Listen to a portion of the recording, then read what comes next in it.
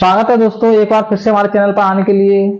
दोस्तों आज के इस वीडियो हम देखेंगे पुष्प के अनधैर्य काट का नामांकित चित्र, यानी कि पुष्प के विभिन्न भाग देखेंगे इस चित्र में, पुष्प के जननांग देखेंगे।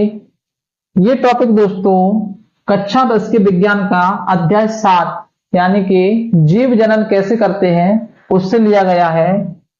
इसमें दोस्तों सबसे महत्वपूर्ण बात पुष्प के अनधैर्य काट का नामांकित चित्र, यानी कि सबसे महत्वपूर्ण इसमें पुष्प का नामांकित चित्र है और उसके बाद पुष्प के विभिन्न भाग।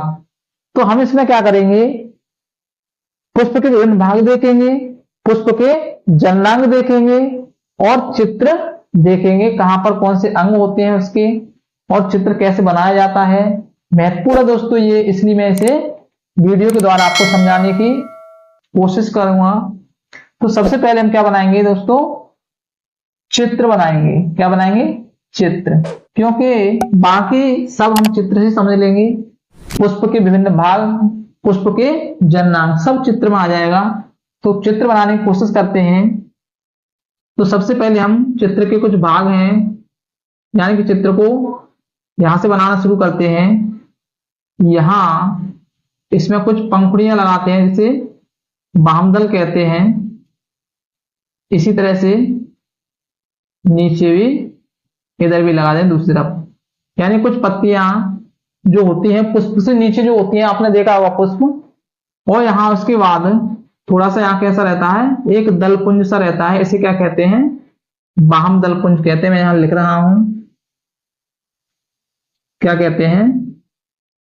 बाह्य दलपुंज, यानी कि पुष्प का बाहरी भाग कह सकते हैं या पुष्प का बाहरी दल कह सकते हैं। उसके बाद हम क्या बनाएंगे दोस्तों, इसमें बनाएंगे पंखुड़ियां। क्या बनाएंगे? पंखुड़ियां। तो पंखुड़ियां देखो दोस्तों कुछ इस तरह से बनाने की कोशिश करेंगे। इसमें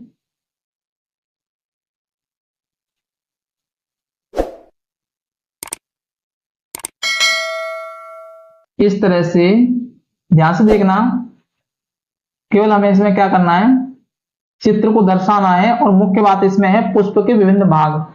तो पुष्प के विभिन्न भागों को हम चित्र बना के ही दिखा सकते हैं, दर्शा सकते हैं और समझ सकते हैं। इसलिए चित्र बनाना महत्वपूर्ण है। कुछ इस तरह से हम चित्र बनाते हैं। अब क्या हो गया, ये जो वाला भाग है जो उसका फूल खिलता है इसे हम कहते हैं पंखुड़ियां। पंखुड़ियां या फिर दलपुंज भी कहते हैं। दलपुंज, यानी कि हमने इसके चित्र, यानी कि पुष्प के दो भाग बना लिए। एक तो बाह्य दलपुंज जो कि पुष्प से नीचे जो हरा वाला भाग रहता है, ग्रीन वाला भाग, वो बना लिया। उसके बाद जो भी उसकी पंखुड़ियां होती हैं, जिस रंग की होती हैं वो पंखुड़ियां होती हैं, वैसे लाल रंग की है तो लाल होंगी, पीले की है तो पीली होंगी, जैसा पुष्प होगा वैसे उसकी पंखुड़ियों का रंग होगा। अब क्या बनाएंगे दोस्तों, इसमें बनाएंगे हम पुष्प के विभिन्न भाग और पुष्प के जननांग। तो पुष्प के जननांग कैसे बनाएंगे, तो यहां पर हम सबसे पहले बनाएंगे अंडाशय। अंडाशय दोस्तों यहां पर होता है पुष्प में, कुछ इस तरह से उसकी आकृति होती है।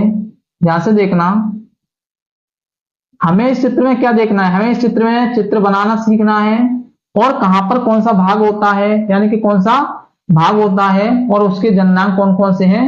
ध्यान से देखना है कि पंखुड़ियां किसे कहते हैं, दलपुंज किसे कहते हैं और बाह्य दलपुंज किसे कहते हैं। और यहां पर जो बना रहे हैं अभी वो क्या है, ये बना रहे दोस्तों अंडाशय का भाग। और अंडाशय से जो एक तंतु सा निकल के जाता है, यानी कि उसे कहते हैं वर्तिका। क्या कहते हैं? वर्तिका कहते हैं। यहां पर कुछ इस तरह का इसका आकार होता है, इस तरह का। तो इसे क्या कहते हैं दोस्तों, इसको कहते हैं वर्तिका। क्या कहते हैं? वर्तिका। ध्यान से देखते जाना,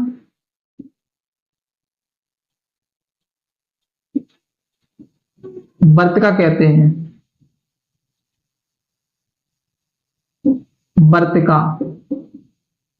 यानी कि इसे वर्तिका कहते हैं। और इस वाले भाग को क्या क्या कहते हैं, वर्तिका के ऊपर वाले भाग को कहते हैं वर्तिकाग्र। वर्तिकाग्र का मतलब होता है वर्तिका का ऊपर वाला भाग, यानी कि वर्तिका का ऊपर वाला हिस्सा। इसे क्या कहते हैं, यह है दोस्तों अंडाशय। क्या है, अंडाशय। यानी कि हमने पुष्प में कितने भाग बना लिए, एक तो बाहर दलपुंज बना लिया, पंखुड़ियां यानी कि दलपुंज, उसके बाद अंडाशय, वर्तिका और वर्तिकाग्र। ध्यान से देखना कि इसमें क्या क्या हमने बना लिया और किसको क्या कहते हैं, अभी इसका नामकरण करते हैं। लेकिन मैं अभी यहीं क्लियर कर देता हूं, जो भी अभी उन्होंने ये भाग बनाए हैं, यानी कि अंडाशय, वर्तिका और वर्तिकाग्र। अंडाशय, वर्तिका और वर्तिकाग्र क्या है, ये होते हैं स्त्री केसर। क्या होते हैं, स्त्री केसर। स्त्री केसर का मतलब होता है पुष्प के जननांग वाले भागों में ये बाधा वाला हिस्सा होता है, इसे स्त्री केसर कहते हैं। यानी कि अंडाशय, वर्तिका और वर्तिकाग्र स्त्री केसर होते हैं। अब इसमें हमें पुरुष वाला हिस्सा बनाना है, यानी कि पुंकेसर वाला भाग बनाना है, तो वो क्या होते हैं देखते हैं। इसमें कुछ इस तरह के दोस्तों तंतु देखे होंगे तुमने पुष्प में, जो कि पुष्प के बीच में जो तंतु आपने देखे होंगे, कुछ इस तरह के बहुत सारी डंडी सी होती हैं। आपने अगर पुष्प देखा है तो ध्यान से देखना कि कुछ इस तरह के तंतु होते हैं। अभी इनका नाम बताते हैं क्या होते हैं। ये इस तरह से मैंने बना दिया, तो इनको क्या कहते हैं, इनको कहते हैं तंतु। क्या कहते हैं, तंतु कहते हैं। जो बीच वाली जो डंडी होती है ना, उसे कहते हैं तंतु। तंतु। और तंतु का जो ऊपर वाला हिस्सा रहता है, जैसे इसमें स्त्री केसर में वर्तिका था और वर्तिका का ऊपर वाला हिस्सा वर्तिकाग्र था। इसमें नीचे वाला हिस्सा क्या है, तंतु, और इसका ऊपर वाला हिस्सा क्या है, यह है परागकोश। क्या है, परागकोश। परागकोश क्या होता है, अभी देखते हैं परागकोश क्या होता है। परागकोश दोस्तों, यानी कि परागकोश में परागकण पाए जाते हैं। क्या पाए जाते हैं, परागकण। और इस परागकण की वजह से ही पौधे में क्या होता है, पुष्प में जनन होता है और उससे फल बनना शुरू हो जाता है। इसे परागकोश कहते हैं। तंतु और परागकोश ये किसके जननांग हैं, ये हैं पुंकेसर। क्या है, पुंकेसर। नीचे लिख रहा हूं पुंकेसर। यानी दोस्तों यहां हमने एक तो स्त्री केसर लिख लिया, एक लिख लिया पुंकेसर। पुंकेसर यानी कि पुंकेसर में क्या क्या आता है, परागकोश और तंतु। मैंने ये नीचे लिख दिया है पुंकेसर। यानी इसमें स्त्री और पुरुष दोनों के जननांग हमने देख लिए। यानी कि पुष्प के जननांग में क्या आता है, पुंकेसर। पुंकेसर में क्या क्या आता है, तंतु और परागकोश। और इधर देखते हैं हम, स्त्री केसर में क्या आता है, अंडाशय, वर्तिकाग्र और वर्तिका और वर्तिकाग्र। ठीक है।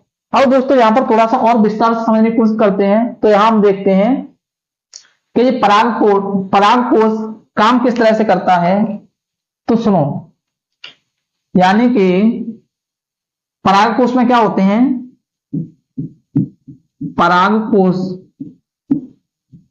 परागकोश में क्या होते हैं, परागकोश में परागकण होते हैं। परागकोश में क्या होते हैं, परागकण होते हैं। ये परागकण क्या करते हैं, परागकोश से निकलकर कहां पहुंचते हैं, वर्तिकाग्र पर जाते हैं। कहां जाते हैं, वर्तिकाग्र पर। वर्तिकाग्र पर जाते हैं। और वर्तिकाग्र पर पहुंचने के बाद, यानी कहने का मतलब यह है कि इससे परागकण निकल के कहां पहुंचते हैं, ये पहुंचते हैं वर्तिकाग्र पर। और वर्तिकाग्र पर पहुंचते हैं तो क्या होता है, वर्तिका के द्वारा ये परागकण कहां पहुंचते हैं, इस नली के द्वारा ये पहुंचते हैं अंडाशय के पास। यानी यहां पर क्या होते हैं, अंडा होते हैं दोस्तों। क्या होते हैं, अंडा होते हैं, यानी कि एग होते हैं, उसके पास ये पहुंचते हैं परागकण। और यहाँ निषेचन की प्रक्रिया होती है। फिर क्या होती है? निषेचन की प्रक्रिया होती है।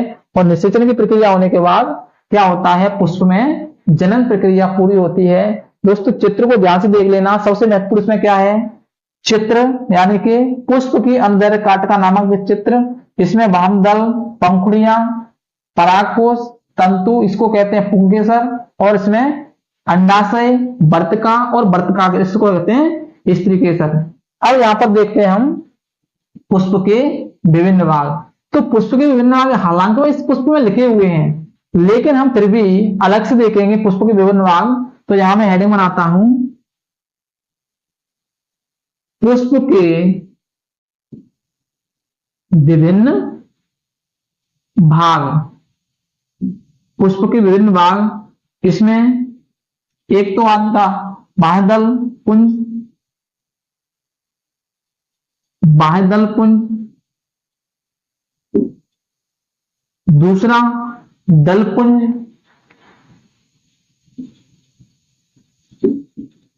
दलपुंज, तीसरा पुंकेसर, पुंकेसर, और चौथा स्त्रीकेसर, स्त्रीकेसर।